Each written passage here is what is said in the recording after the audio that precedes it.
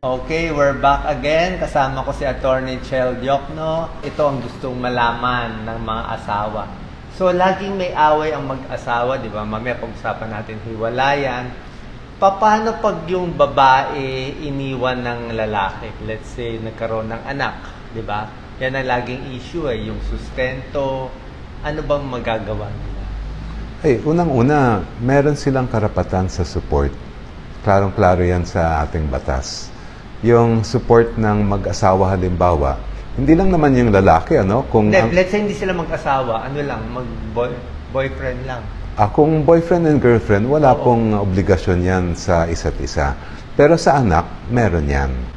So, paano mangyari? Let's say, so yung babae na nagkaroon ng anak dito sa lalaki, kailangan niya i-prove na yung lalaki ang tatay? Either i-prove o kung mismong may admission, kung inamin ng lalaki na siya ang tatay, hindi, yun na yung pruweba. So, pwede na yun. Meron silang picture together. Proof na ba yun? It's pictures, may letters, depende kasi sa amount ng evidence. Siyempre, kailangan mapatunayan yan sa mata ng batas natin. Oo. Kailangan mo ba ng DNA yung gano'n? Minsan, kung talagang dinideny ng, let's say, ng father, ay yun ang the best evidence talaga. Ang problema lang kasi sa DNA, napakagastos ng testing DNA doon. Test. Okay. So, palagay natin, anong klaseng sustento makukuha ng babae na nag-aalaga sa anak? Well, ang sustentong yun ay idadaan sa babae, pero actually, ang talagang recipient niyan, syempre, yung anak. At yun yung para sa pagkain, sa kanyang pag-aaral, pati yung transportation niya to school and back, yung basic needs ng bata. Siyempre mag-aaway Ayaw naman nung lalaki magsustento, siyempre. So, sasabihin nung lalaki, bigyan lang kita 5,000. Sasabihin ng babae, gusto ko 25,000 or something like that. So, anong mga options nung babae? May kaso ba dito? Kung hindi sila magkasundo, ay talagang they will have to go to court. At mismo yung judge ang magde-decide kung ano ba yung talagang sapat na halaga para isuporta yung bata. Siyempre, magkakaroon ng dalawang panig yan, Doc Willie. Sasabihin ng isa, ito lang ang kaya ko. Sabihin ng isa, dapat ito ang ibibigay mong support. So, magpa-file pa ng kaso yung babae? Babae, depende kung sino yung may kustodiya ng bata. Pwede rin mag-file ng kaso yung lalaki? Meron din ganon. Actually, pag yung anak na iwan sa lalaki, yung babae, let's say, overseas worker. Let's say yung lalaki parang house husband siya, yung talagang kumikita yung babae. O kunyari, OFW siya. Pwede rin naman siya humingi para sa bata, hindi para sa kanya. Anong court? Paano ba mag-file? Hindi kami marunong mag-file ng ganito Ano bang pinupuntahan? Let's say, an example ko let's say Makati City or Pasay City. Well, sa mga bagay na yan, ang payo ko, ang tip ko sa inyo lahat ay kailangan makapag-usap kayo sa lawyer. Kasi tatanungin ng lawyer sa inyo, saan bang residence ninyo? Nasaan yung bata? Nasaan yung kinakasama ninyo? And then, sila magbibigay ng advice kung saan ang best na place kung saan mag-file. Paano kung mahirap lang sila? Paano sila kukuha ng lawyer? Pupunta tayo sa Public Attorney's Office, sa PAO, o di kaya sa IBP, yung Integrated Bar of the Philippines. Bawat chapter ng IBP ay meron dapat free legal aid yan. Pero, practically, meron ba? Or... Meron naman. May iba-iba rin mga grupo na nagbibigay din ng free legal aid. Depende sa lugar, depende sa pagkaalam ninyo. Magandang i-check din natin sa internet kung sino-sino mga grupo ang nandun sa inyong kinatitiran. So, kailangan nila talaga lawyer? Yung mga bagay kasi na yan, hindi na kayang gawin ng kayo lang Yung mga utang, pwede pa yon Doc Willie, yung small claims. Pero yung mga... So, marami. Ang iba ginagawa ng babae, susumbungan yung amo nung lalaki. Diba? Ite-threat niya, diba? O tatanggalin ka, sisirahan kita o hindi ka magbibigay. Yun na lang maisip niyang option May mga ganon. Kaya lang, ang tawag kasi namin dyan, mga extra legal na measures yun So, medyo hirap pala makakuha ng sustento. Hindi naman mahirap, pero yung magiging challenge dyan ay makahanap ng abogado na hindi naman masyadong magastos ang ibabayad natin. At yung isa pang problema kasi sa justice system natin, yung minsan ay dahil sa kulang tayo ng mga judge, ay minsan hindi na aksyonan agad ang mga kaso. So, medyo wala silang magagawa talaga. In short, medyo mahirapan. Lalo na kung maliit lang hinihingi nila. Unless big time na mayaman yung lalaki na o yung babae. Well, ganito, Doc Willie, kung talagang nangangailangan sila, whether big or small amount yan, kasi para sa kanila, kahit sabihin natin maliit, malaki pa rin para sa kanila yon. Lalong-lalo na kung yung kailangan, yung para sa pag-aaral ng bata, ay maghanap pa rin tayo ng abogado o mga lawyers group na makakatulong na libre. Around how much bababayad nila sa lawyer on the average? Depende rin yan. Siyempre, yung takot-takot per oras ba yan?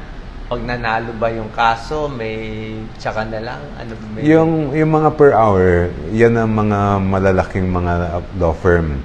At usually, yung nagcha-charge ng ganyan, alam nila talaga may kaya yung kliyente. Yung pangkaraniwan ng mga attorney's fees ay magbibigay sila ng halaga. Let's say, sabihin ni attorney, ang aking acceptance fee ay 10,000. Bawat hearing ay 5,000. May mga ganon. At pwede naman pag-usapan yan. Malaking chance manalo. Kung talagang may obligasyon magbigay ng support, ay dapat gagawin ng korte. Uutusan nila. Saka matatakot na yung lalaki o yung babae. Kung minsan, pagsampa pa lang, naaayos na nagbabayad na. So, pwede rin talaga. Pero depende rin siyempre sa sweldo nung lalaki or babae ang hihingiin mo. Depende po sa sweldo, depende sa pag-aari niya ng kung ano man, mga real estate o mga sasakyan. Marami mga bagay ang dapat titingnan. May nagtatanong kanina, Attorney Chel, paano kung, may anak siya dito sa lalaki, pero pareho sila, may kanya-kanyang bagong partner na?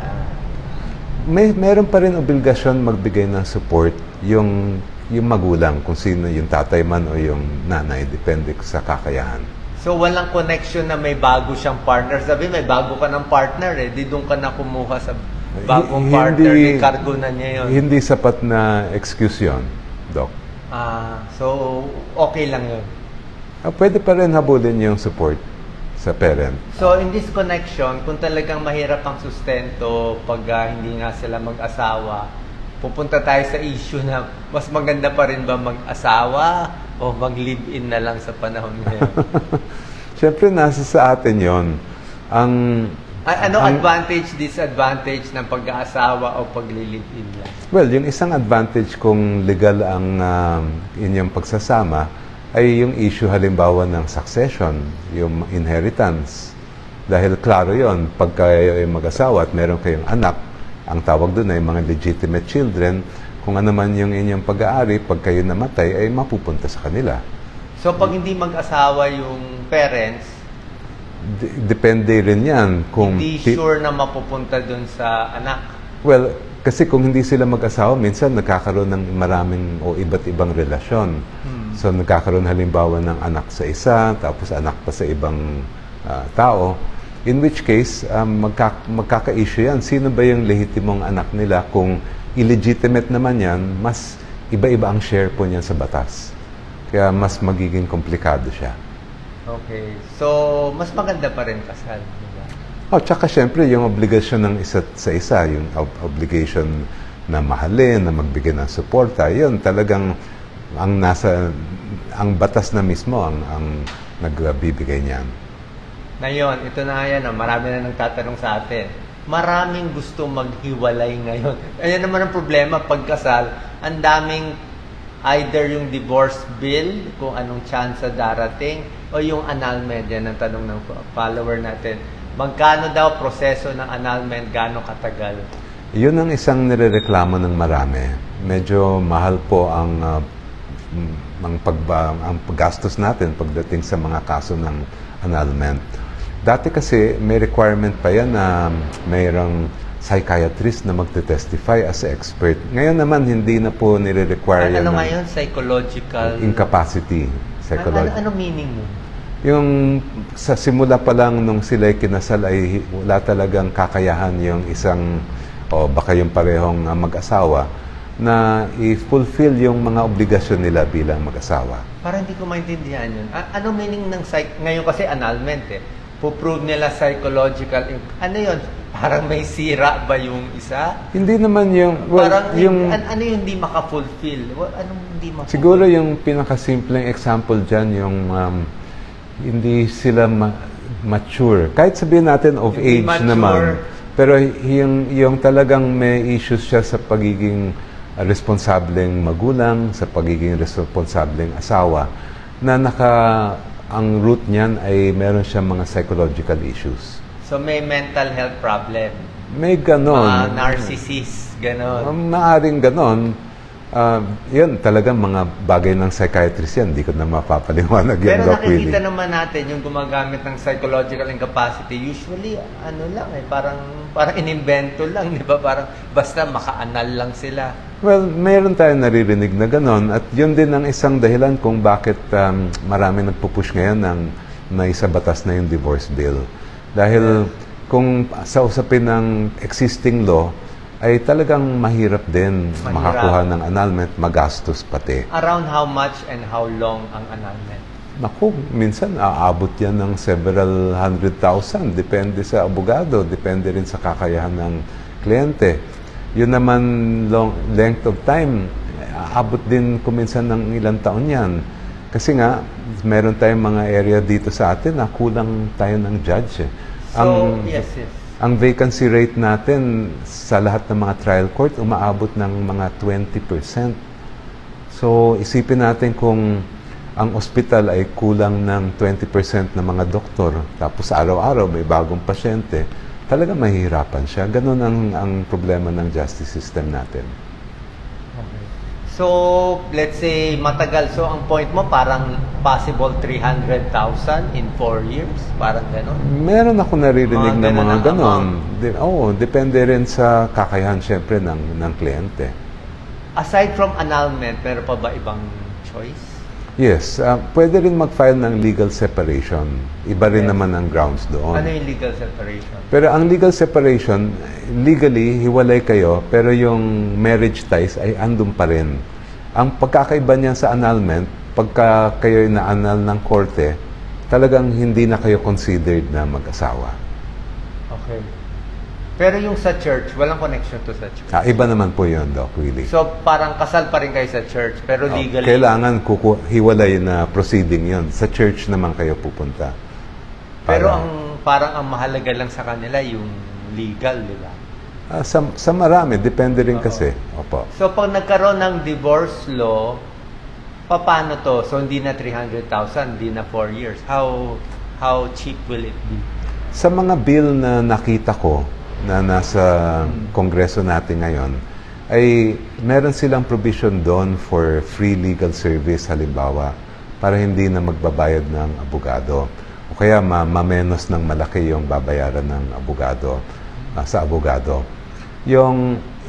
Depende rin naman yon sa may isa sa batas kung makalusot ang bill sa Senado dahil pumasa na yan sa Congress, sa lower house, kaya nasa Senate na. So, cheaper na siya? I think so. Mas magiging cheaper siya. Tsaka yung hindi na psychological incapacity, basta gusto lang maghiwalay? Hindi. Depende rin sa iba-ibang version ng bill eh. Yung naalala kong bill ay, let's say, 5 or more years na sila maghiwalay. In fact, matagal na silang naghiwalay. Tapos may sarili-sarili na silang buhay. Wala naman silang balak talagang bumalik pa. And may mga additional conditions at pwede nang maka-grant ng divorce. Yung iba naman bill, may halimbawa merong form of abuse. Kasi sa present law natin, hindi yan pasok sa mga grounds for annulment. So kung may form of abuse, let's say sexual abuse or psychological abuse, ay pwede rin maging ground yan for divorce. Ito yung mga violence against women? Yes. Ano ba to yung nasigawan yung babae, hindi nabigyan ng pang-shopping?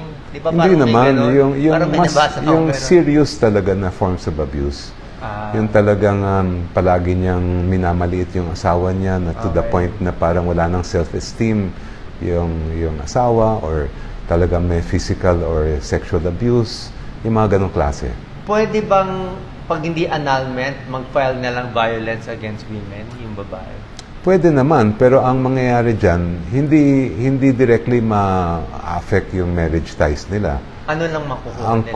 kung ang vowsy ang ifa-file, Yeah. criminal case. So, may parusa yan, imprisonment o kaya fine, or both.